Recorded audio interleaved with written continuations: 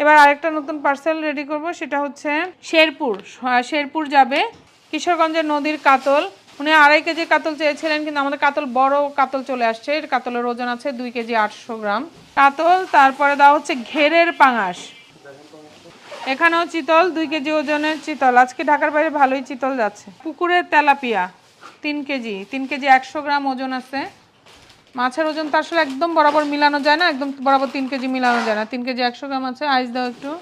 তারপরে যাবে হচ্ছে ওনার পাবদা 2 কেজি, 2 কেজি পাবদা, 2 কেজি পাবদা, 1 কেজি দেশি ট্যাংরা।